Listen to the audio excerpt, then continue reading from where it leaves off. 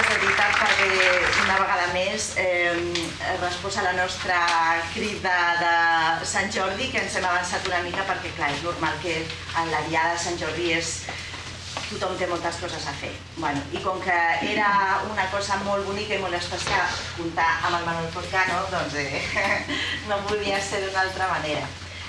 És que jo podria dir moltes coses, però resumiré perquè el Manuel Forcano ja sabeu que va venir a presentar amb nosaltres el llibre dels jueus catalans, que va ser un èxit espaterrant perquè és veritat, un llibre que ha agradat molt i que ha tingut molts seguidors.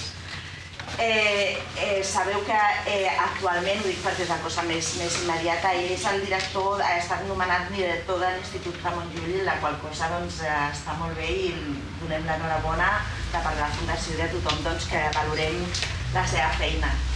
I pel que fa a la vessant d'escriure, que és el que avui ens convoca, sabeu que ell és doctor en filologia semítica i ha estat professor d'hebreu, d'arameu a la universitat.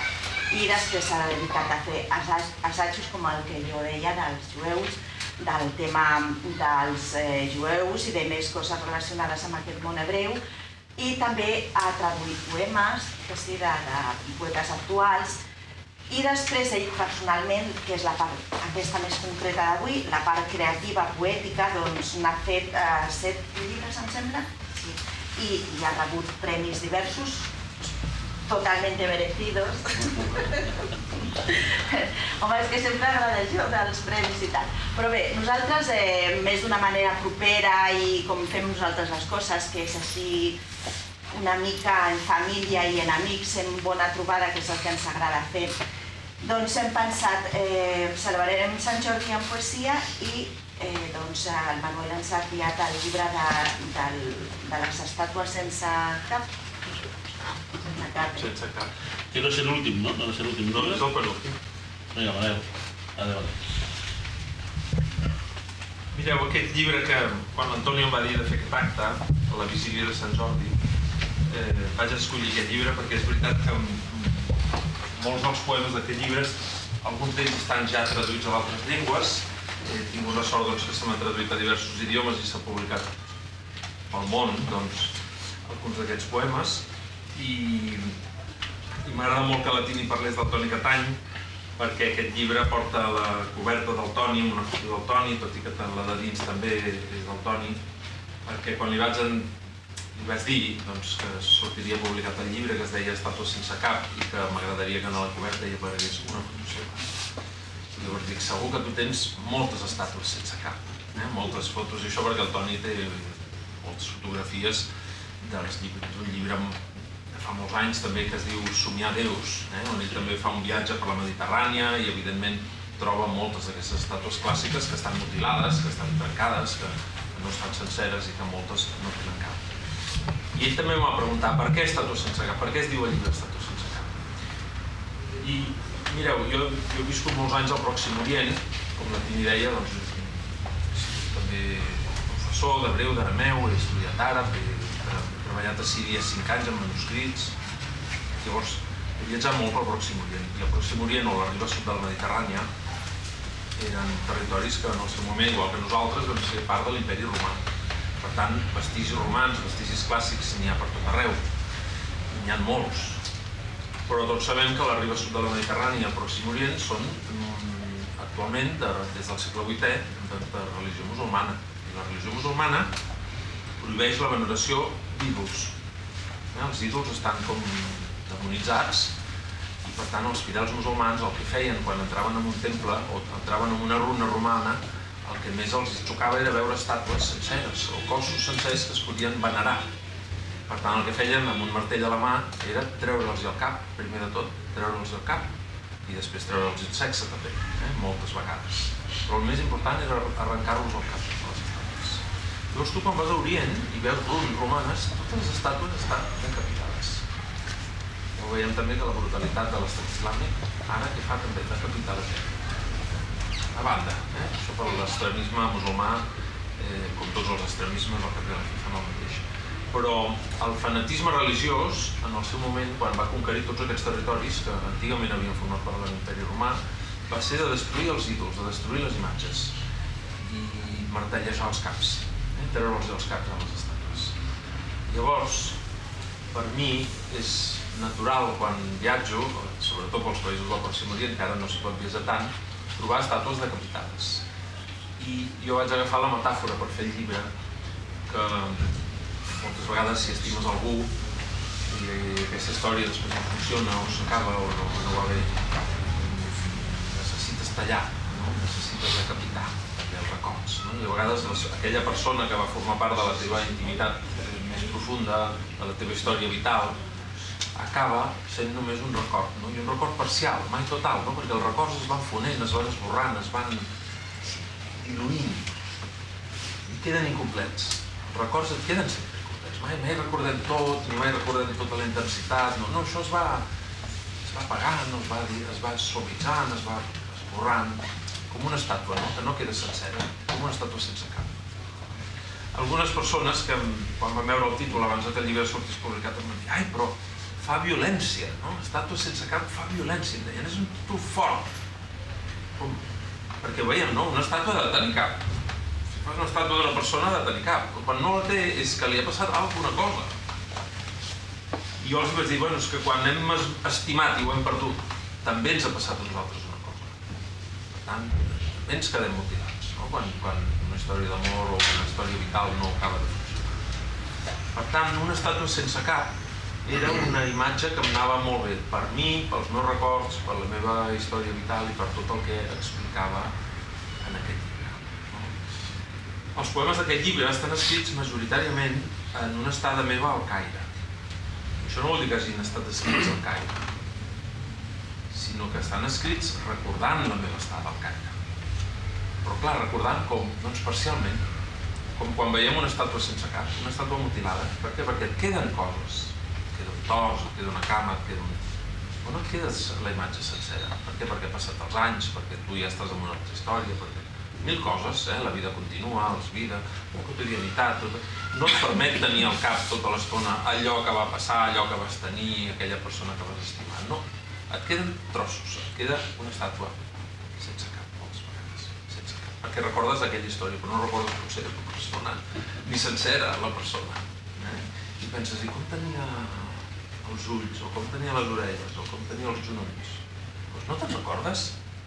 Llavors és com si estiguéssim en una estàtua que li falten trossos. I per això l'estàtua sense cap. No calia, o no cal sempre pensar que és violent, perquè és veritat que una estàtua clàssica, més al Pròxim Orient sabem que ha rebut una trompada, un martell. Però els records, moltes vegades nosaltres mateixos els hi traiem al cap a poc, desmuntes i desapareix el cap. I a vegades les estàtues aquestes clàssiques moltes vegades tenien un ferro al mig i canviaven el cap. Posaven el cap d'un emperador, després el posaven un altre quan l'emperador havia mort.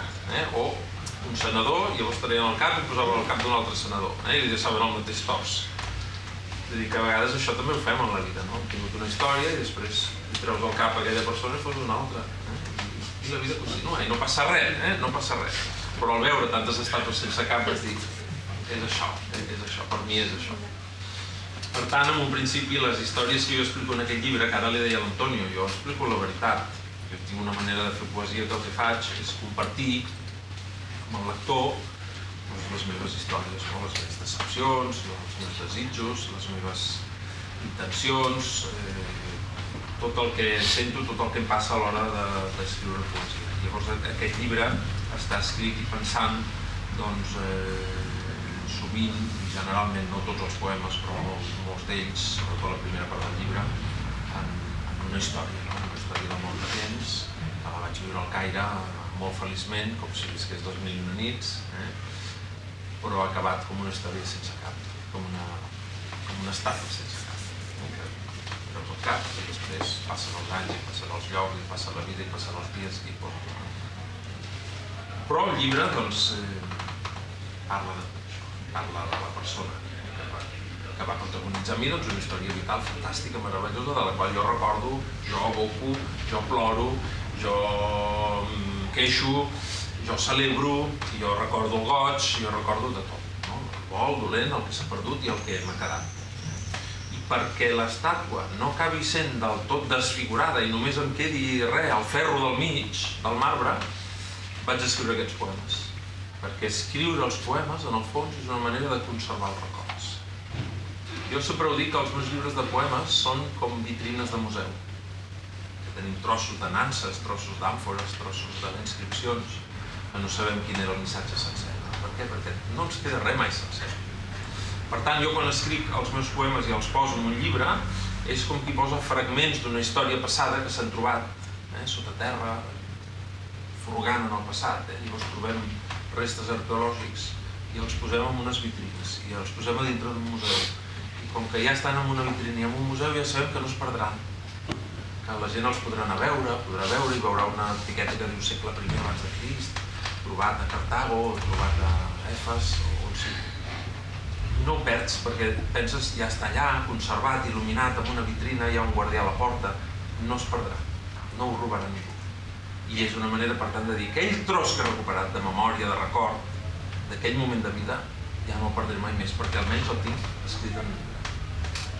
Per tant, això per mi és un museu, és un museu Manel Forcano, un trosset, una sala A, aquí, la seva vida al Caire, sala A, estàtues sense cap. És com arqueologia, fragments, com quan veiem trossos d'àmfora, neolítics, tercer mil·lenni abans de Crist. Penses, només han quedat 4 trossos d'àmfora. Doncs de la meva història del Caire que han quedat aquests poemes. Però ja no els perdré, perquè ja estan aquí escrits. I els he pogut compartir amb els lectors. I en certa manera, el que jo he posat aquí són fragments arqueològics. Les meves runes sentimentals estan aquí, a compartir, com quan entrem en un museu i veiem un sílex, o veiem un tros de sageta, o una estàtua sense cap. Però ara ja no la perdrem, perquè ja tenim allà el tors, ja no es perdrà, ja no vindrà ningú amb el martell a martellar. Perquè està allà guardada en un museu. Es la parte del arte como conservación de nuestras vivencias, tanto en la parte poética, puede ser en la parte pictórica, puede ser en cualquier rama del arte, siempre viene a ser el hecho de que lo que sucedió quedó allí. Hemos parado el tiempo, hemos parado un poco los recuerdos y queda la presencia de la obra en sí. Por eso yo pienso que una obra de arte, a veces la palabra obra de arte parece un poco vana, un poco querer decir cosas importantes, pero ya lo es en sí solo. ¿Por qué? Porque acumula una vivencia, acumula lo que tú justo muy bien has terminado de explicar. Muchas veces cuando se ve una obra de arte, no se ve una cosa comercial, no se ve un producto para vender y comprar, que también puede ser, se ve una vivencia dentro de aquel tipo de... En el caso de un libro, pues aquí tiene el formato de libro, puede tener formato de escultura o puede tener formato de... Absolutament, completament d'acord. És veritat que quan ara parlava amb l'Antonio, li deia que un poeta per naturalesa és exhibicionista, perquè comparteix les seves vivències, els seus sentiments, els seus pensaments amb el lector. Ho pots fer de moltes maneres, ho pots fer de forma críptica, ho pots fer amb un llenguatge més rebuscat, ho pots fer amb metàfores molt complicades, amb figures retòriques més enrevessades, o ho pots fer senzillament explicant, gairebé prosaicament, sense rimar, explicant, compartint. Hi ha maneres d'obrir-se la gabardina. Pots fer així, o pots jugar amb la gabardina, però el poeta és exhibicionista per naturalesa perquè comparteix els seus sentiments i el que ha passat. L'Antonio ho fa, per exemple, pintant, clar, no és el mateix llenguatge, Això són paraules, i les paraules les entenem tots. En canvi, l'Antonio fa servir colors, fa servir formes, ja potser has d'interpretar més, té aquests elements a la mà. O un músic, què faria? Doncs ho ha de fer amb sons, ho ha de fer amb ritmes, és diferent. Clar, el més explícit de tot són les paraules, perquè les paraules les entén tothom, quan vols que s'entengui, perquè evidentment hi ha poetes també que poden fer pintura abstracta. Quan fan poesia abstracta i els costa molt. Però quan ho fas tranquil·lament i planament, que és el que jo penso que faig amb la meva poesia, doncs aleshores el nivell de compartir que tu tens amb el públic és molt més gran. Al cap volia dir una cosa ara. Bueno, ja em vindrà després. Yo quería también referirme un poco, hemos hablado de Tony Cattain. Bueno, es un gran momento. Tony Cattain fue un fotógrafo con una gran importancia a nivel no solo en nuestro país, sino internacionalmente, que compartimos amistad con él, pero murió hace ahora 3 años, creo que bastante joven todavía. Y, bueno, y dejó una gran obra fotográfica al alcance de todos. En este momento, en La Pedrera, hay una gran exposición antológica de él. Y bueno, es una buena cosa que a mí me gusta que hablemos ahora de Tony Cattain aquí, porque es una manera de hacer memoria de un amigo, de una persona que hemos compartido cosas y que ha hecho una gran obra muy cercana también a tu espíritu, a tu manera de hacer. Sí, jo fa anys ja també que conec en Toni Catany, i va ser ell que em va dir, Manel, perquè jo li vaig dir, busquem una foto, no? L'estàtua sense cap. Dic, què farem? Què posarem a la franja on l'estàtua sense cap? Com la posarem? Tombada? Li vaig dir jo, tombada? I em va dir, no, Manel, no. L'estàtua d'Anna no cal, perquè segur que el tenia. I vaig quedar així, el Toni, i per això va posar un cap a l'estàtua. Clar, com ha dit la Tínia, a dins ja hi és la imatge de l'estàtua sense el cap, però en el fons, evidentment, tenia un cap. Doncs aquí està. Va ser ell que em va dir, Manel, a la coberta has de posar el cap. Vinga, perquè clar, llavors jugues amb estàtua sense cap i t'apareix a la franja un cap. Per què? Perquè tu pots... Jo us he explicat la metàfora, però realment tenia un cap, l'estàtua. Tenia un cap. Llavors em va posar aquesta estàtua amb el cap i dic, vinga, Toni, el que tu diguis. I ho vam fer junts i em va agradar molt i veritablement no us perdeu l'exposició antològica que hi ha a la Pedrera, que val molt la pena. És un bon repàs de la seva obra i de tot el que ell ha fet, i són fotografies que posa la pell de gallina. Ell també tenia el do de comunicar i de compartir la seva visió artística del món amb els visitants. El primer poema que apareix en el programa es diu Ibn Tulun. Ibn Tulun és el nom d'un personatge que al Caire té dedicat una mesquita que és molt especial. És una mesquita del segle XII, molt antiga, molt bonica, que es visita actualment perquè és una joia arquitectònica, que és famosa perquè té un minaret, que és molt famós al Caire, no és molt alt, però és un minaret que és en espiral. I imita un minaret molt famós en el món àrab, que és la de la gran mesquita de Samarra, a Iraq, que és un lloc sant del xiisme actualment, que és una gran mesquita que té un minaret en forma d'espiral molt gran i molt alt. Llavors, al Caire van voler imitar el minaret de Samarra i van fer un minaret petitet, en forma d'espiral, però que és molt bonic i es visita. Llavors, el poema explica com jo vaig anar a la mesquita d'Ibn Tulun i vaig posar el minaret. El que penso, el que veig quan pujo aquest minaret. Ibn Tulun. Me n'adono mentre pujo l'escala de cargol del minaret cilíndric de la mesquita d'Ibn Tulun. Duia estatuat al cos un laberint del qual encara no he sabut sortir. Cada cop que et repenso, erro el camí, la direcció, i el mapa dels carrers del Caire no m'ajuda. No hi apareixen les rues fosques del basar que eren les teves i on em vas ensenyar com es regateja quan desitges una cosa de debò. Me n'adono mentre baixo l'escala de cargol del minaret cilíndric de la mesquita d'Ibn Tulun. A l'alt balcó sense barana dels records, la llum m'ha enlluernat. I no he vist res del Caire, sinó tu, des d'allà dalt.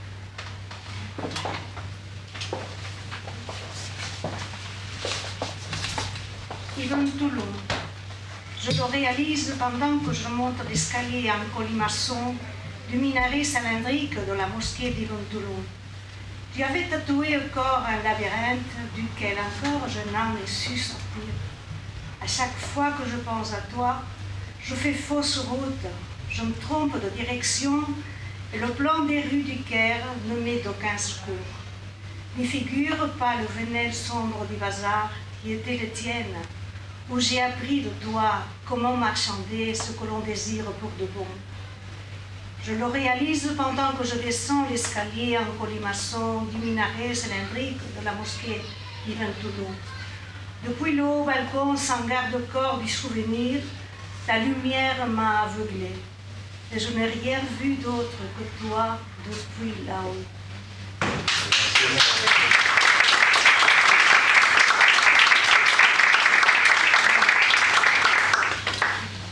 El següent poema que està a la llista es diu Nou món, i no és del llibre dels estatus sense cap, sinó de la llei d'estrangeria, que és un llibre escrit en el mateix to. És un llibre de records, la meva poesia tota és, podríem dir, de memòria i d'un punt de nostàlgia. Sempre, oi, com vaig viure allò, oi, que bé, com... És una mica... Hi ha gent que em diu, sempre et queixes. Bueno, em queixo, però em queixo a vegades celebrant, diu, uau, allò que vaig viure que maco que va ser, i ho comparteixo. És a dir, no sempre em queixo, però és veritat que sempre miro cap enrere i dic, uau, allò que maco no va ser. És a dir, és una mica així. Llavors el llibre, la llei d'estrangeria, té el mateix to, amb la qual cosa un arriba a la conclusió que en el fons sempre escrivim el mateix llibre. Sempre els poetes, quan tenen una veu i troben el to i saben què volen dir i com ho volen dir, acaben escrivint el mateix llibre. Pots anar publicant llibres diferents amb títols diferents, però estàs escrivint el mateix. Per què? Perquè has trobat la teva veta, has trobat allò que en certa manera necessites expressar per digerir-ho, per viure millor, per superar-ho, per recordar que vas ser molt ric i gràcies als teus records rics ets ric en el present. Vull dir, això el poeta ho necessita mantenir viu, i ho manté viu quan escriu la poesia. Per tant, aquest llibre és, podríem dir, abans de les estàtues sense cap, però era l'arrencada de les estàtues sense cap. Nou món. Cap crònica antiga no m'ha parlat mai de tu, ni del teu nom, ni del cos que m'has ofert com un país amic sense cap barrera a la frontera. No m'anunciava cap oracle, però has aparegut d'un nou món, d'un demà que ahir no esperava. Taneja tant la terra que la vegin ulls de guaita. L'amor és un port que arriba per fi a un vaixell.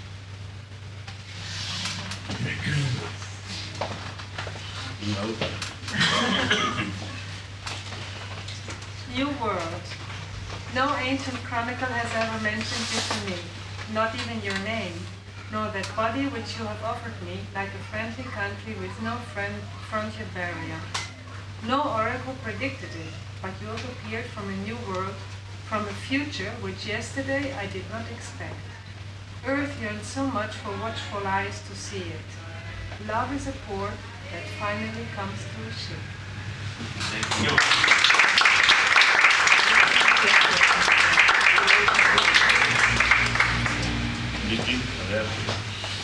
Neue Welt. Keine alte Krone sprach mir je von dir.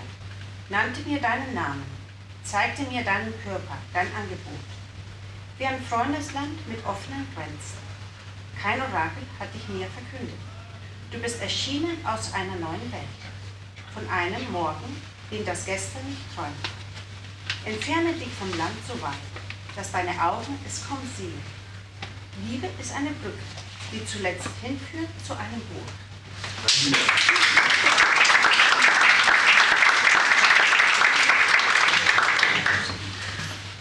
Molt bé, el següent poema es diu Imatges. És un poema que parla d'un teòleg antic, que és Sant Joan de Massè, pare de l'església bizantina. Però que, evidentment, aquests personatges al Pròxim Orient estan més a prop, perquè les esglésies, moltes d'elles, són ortodoxes, i veus aquest tipus de sants, i per tant entres en joc, amb tota una iconografia diferent. Llavors, quan vaig estar llegint coses sobre Sant Joan de Massè, em va agradar molt unes frases que deia de les imatges, les imatges, que eren molt importants, les imatges. I el poema reflexiona sobre el que ens queden els records que són sinó imatges que ens han quedat, del passat i del que hem viscut, imatges. Llavors, ell era un gran fervent perquè Sant Joan de Massè en el seu moment va participar d'una polèmica teològica al món bizantí en el que va haver un moment que una part de l'església va creure que venerar les imatges era idolatria, igual com després hem vist que l'islam també havia acceptat, i llavors es van cremar moltes icones. Moltes imatges de les esglésies es van treure, estàtues es van cremar, però va haver-hi un corrent, evidentment, dintre de l'església grega i ortodoxa que va dir no, les imatges s'han de conservar perquè les imatges són un llenguatge, perquè les imatges ajuden a la gent a entrar en comunió, a pregar, llavors entrar en comunió amb Déu, van entendre d'aquesta manera. Llavors hi havia els iconoclastes, és a dir, els que anaven en contra de les imatges, i els a favor de les imatges. i Joan Damascet era un sant, bueno, després el van fer sant, però era un gran partidari de les imatges. Llavors jo quan vaig aprendre tot això vaig dir, jo també soc un partidari de les imatges, perquè no vull perdre les imatges que jo guardo del goig dels meus records. Per tant, jo també vull conservar imatges. I vaig fer aquest poema. Sec en un cafè davant el mar, però s'esvaneix aquesta ciutat i me n'apareix una altra. Allà on van trobar-nos i se m'amunteguen les imatges. Sant Joan Damascet té 3 vells discursos contra els iconoclastes i sempre a favor de les imatges. I sí, el que és un llibre per als qui saben llegir és una imatge per als qui no llegeixen. Allò que les paraules ensenyen per l'oïda, una imatge ho fa pels ulls. Les imatges són el catecisme dels qui no llegeixen. De tu, l'únic que reservo són imatges. Les del goig. Tanco els ulls per veure-les millor. Els qui sabeu llegir, ja m'enteneu.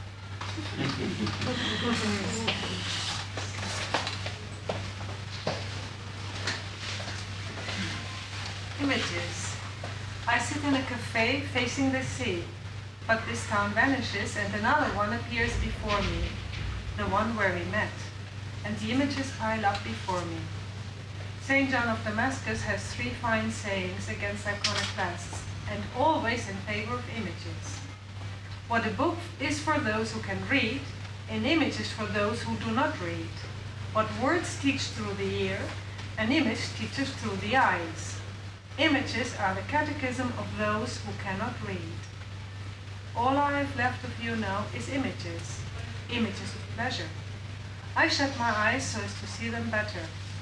Those of you who can read will understand me.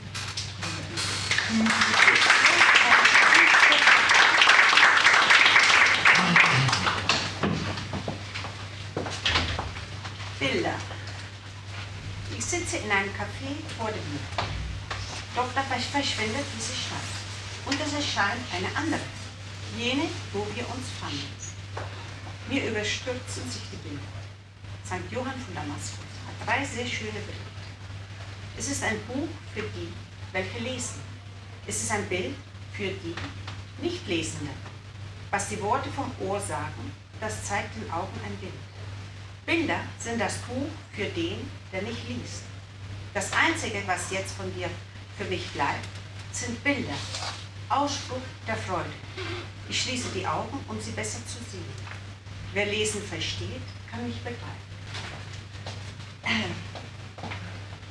Sentado en un café ante el mar, se me desvanece esta ciudad y se me aparece otra, allá donde nos encontramos, y se me amontonan las imágenes.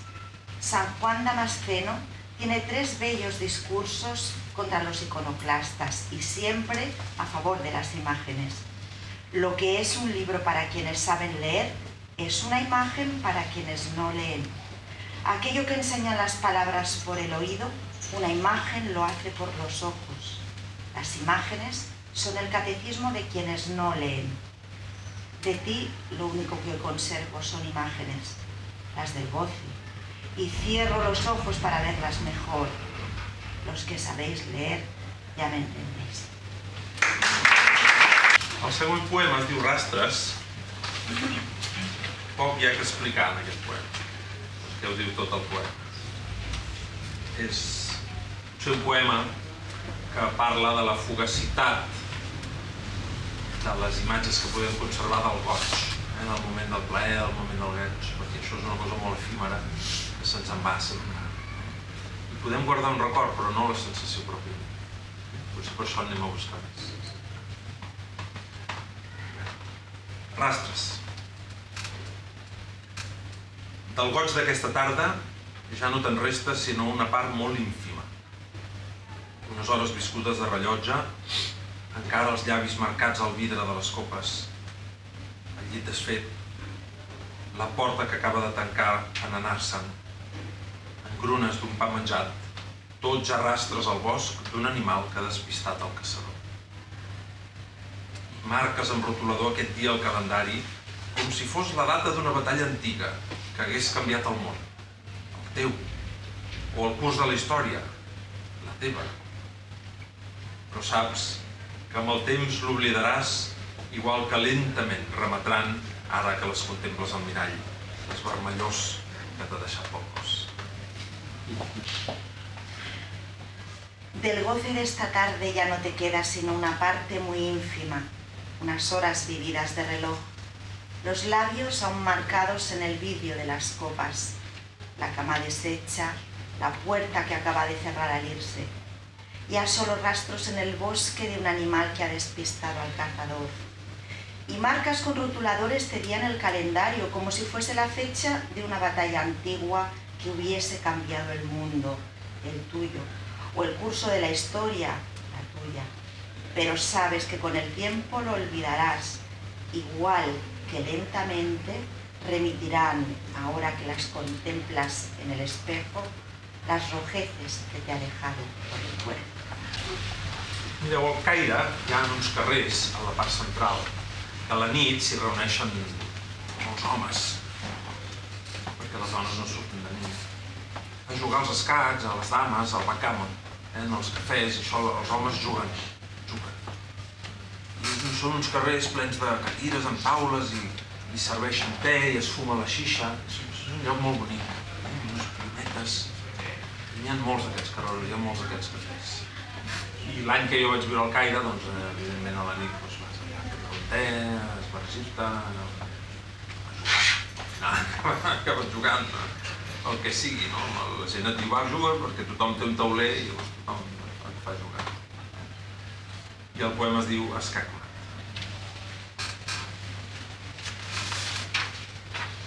Molts detalls de tu i de nosaltres junts s'han esborrat.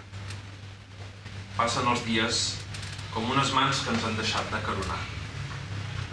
Ja no sabem bé qui eres i què vam dir-nos aquells vespres entre el fum de tantes pipes d'aigua, els cafès a l'aire lliure. M'embriagava veure't. I jugar a escacs era una excusa per contemplar els teus dits movent les peces del teu exèrcit cap a mi. Que dolces poden arribar a ser de vegades les derrotes. La teva torre tombant sobre el tauler, el meu rei. Moltes nits vas alinear davant meu els teus cops. Privat, vingui. Wow, grec. Grec, sí. Basileus ectámeos. Polaia cribella isu kai hemon koine exalerinte. Gemera y aperjontai. Hospergeires kai pepavontai aspatzomenai gemas. Udepo kalosoida tisei. Udejosa eipomen alelois ekeinas gesperas. Metatukapnu toson aulor. Entois tu melanidatos poteriois hipaithio. Emethyscomen idonse. Paitzen tesseras estratias en prófasis. Ginaceastai tus dactylus. Mecistantes tameretes ses estratias epemen. Josque deia hipote jaigesai joyateisi. Josos pirgos catatipon epitopinaca ton basilea emu. Polas nictas ethecas catataxin proseme tusus hoplitas.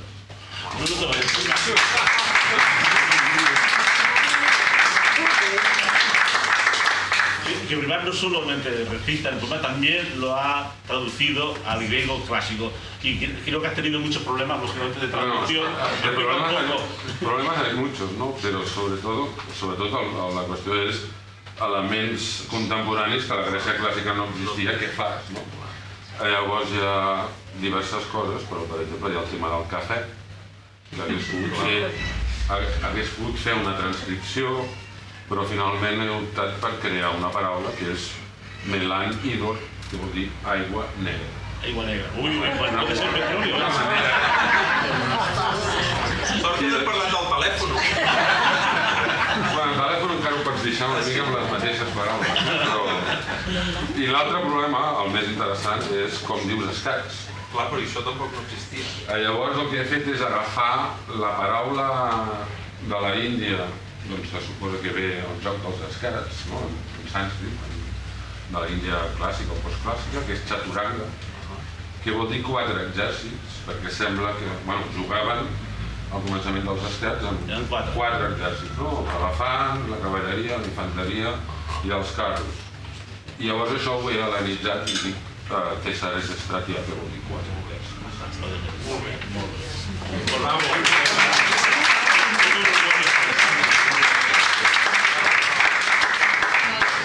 Ya explica un poco antes de empezar, ¿en qué lengua has traducido? Porque también Yatrin ha hecho la traducción del poema. He traducido al Punjabi, que es donde he nacido, en el norte de la India. Norte de la India, Punjab. Punjab. Y no sé, me ha llamado la atención porque el Skax, como nació en la India, estaba mi abuelo de pequeño. Tenía el recuerdo de cuando jugaba él en el patio de la casa. Y me ha llamado la atención y de ahí... Ha sido la idea de coger este poema. Sí, fantástico. ¿Y te ha gustado mucho también adaptar palabras de las nuestras hacia el... Sí, porque hay palabras que son, o sea, que no están y las he tenido que sustituir por otras. Skax, por ejemplo, él lo sustituyó por 4 ejércitos, en cambio en Punjabi es Satranj, o sea, tiene otro significado. Tiene otro significado. ¿Y es una lengua No, perdona, creo que es lo mismo. O sea, la palabra cambia, pero... Eso, Shatranj, es persa. O sea, es el término persa que se usa Sí, o sea, en cambia de Punjab. palabra, pero significa lo significa lo mismo. ¿Y el Punjabi se habla mucho en la India? ¿Es muy numeroso? ¿Hay mucha gente que lo habla o es un idioma más minoritario? Es minoritario, es el 10%, que es El bastante... 10%, en la India hay muchos millones. Mil millones. Como el català, vaja. No? Igual. Es como el catalán de la India.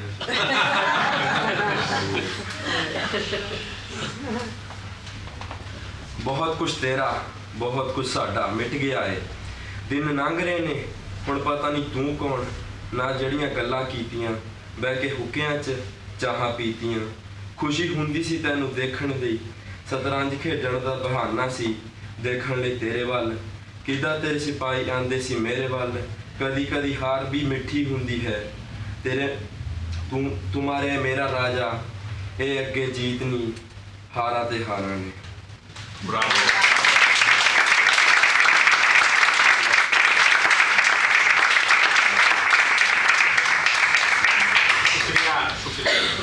Hindi, no dic hindi. Doncs mireu, per acabar, com que ell ve del Punjab, us llegiré un poema de l'últim llibre que parla del Punjab i diu així: aquella llum. Quan a poc la penombra ens vestia la nuesa, això vas dir-me. Que eres d'un vilatge del Punjab, el país dels 5 rius, tots tributaris del gran Indus. Que a les seves ribes homes i déus havien combatut. Que la teva bruna de pell era de la mescla d'indis i de perses. Que els teus ancestres també remuntaven als soldats grecs d'Alexandre. Que el teu país l'havien governat generacions de gurús i d'endevins. El paisatge era de prades immenses fins als Himàlaies. Als cims les neus eren perpètues.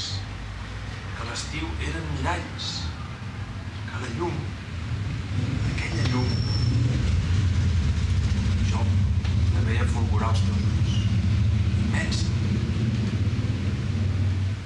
Sempre en el sol dels dies recordo aquella nit.